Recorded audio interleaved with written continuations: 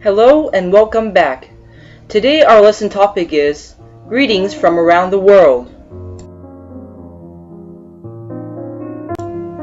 In today's lesson, you will learn about why knowing this is important and different and interesting ways of greeting in countries around the world, which will include Turkey, New Zealand, China, Yugoslavia, Malaysia, Africa, Japan, and Thailand.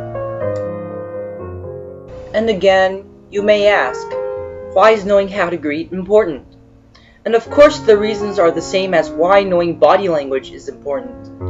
I think it's one of the first ways you can show respect towards someone and give them a good first impression. With that, it can help you connect with them better, and then it leads to you avoiding any unnecessary conflicts with others. A little reminder that we can never know all the rules another person operates by, but knowing that differences exist can help to stop you from getting misguided and help you understand why people may act in a certain way. Still keep in mind that hand gestures, eye contact, and personal space is still on a need-to-know basis.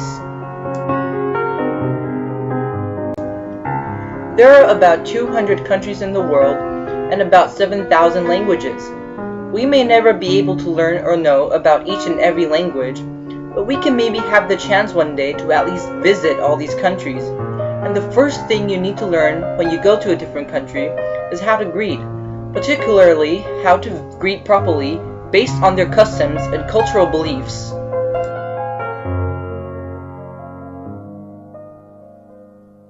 First up is Turkey. In Turkey, they first give each other handshakes, then place their left cheek on the other person's left cheek, then they give a little kiss-like peck, and the same goes with the right cheek. Personally, my family is also from Middle Eastern countries, and if I remember correctly, mostly only family members or really close friends of the same sex will do this. But since I was mostly with family or with my family's old friends, they all gave me little pecks on both cheeks. I remember men and men also doing this gesture, and I think it can be a little weird at first because I was raised in Eastern Asia, but I found it to be a really very warm-hearted welcome.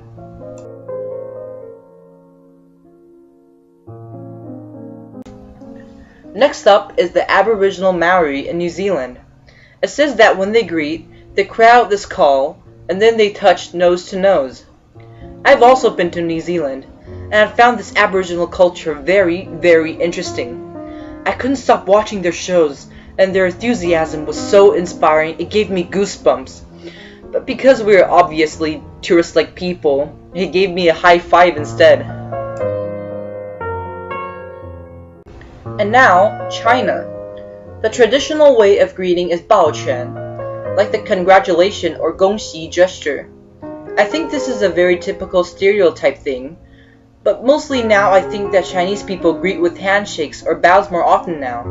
But maybe in more traditional places they still greet this way.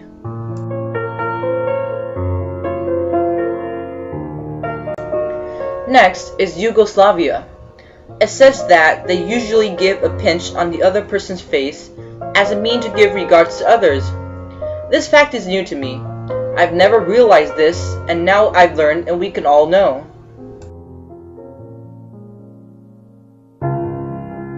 Okay, Malaysia. In Malaysia, two people will grasp their hands over each other like this picture here.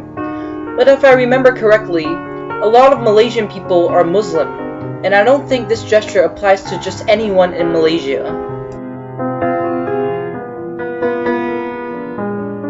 Next up is Africa.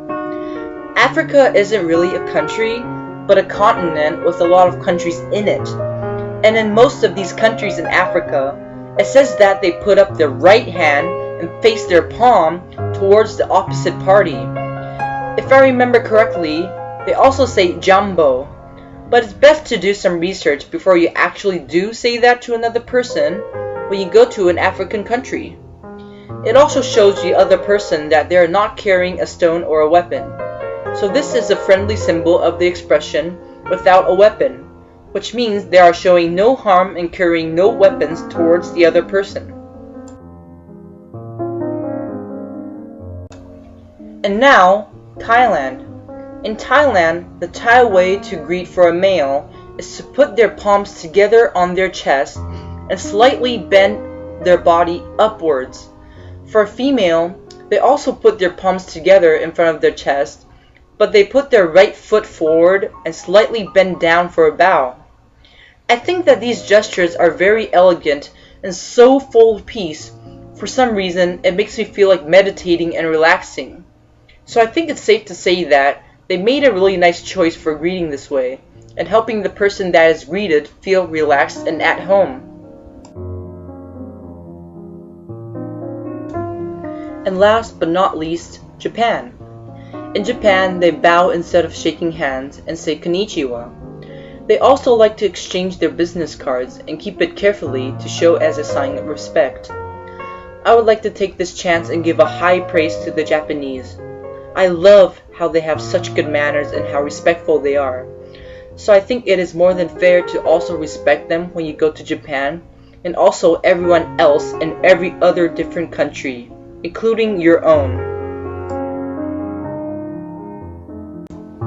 Lastly, I would like you all to think about these questions. Number 1. Why is greeting important? Give at least 2 reasons. Number 2. What are some of the words that you may use when greeting people? Number 3. What other interesting greetings have you seen that are not mentioned in this video? Give one example.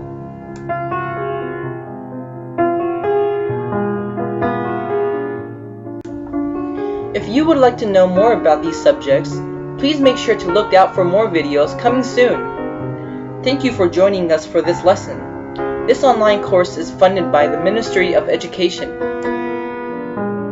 All facts and pictures were found on Google. None of this belongs to us. All rights belong to the creators and the authors that are included in this video. This video is used only for educational purposes. No harm meant to be done. Thank you.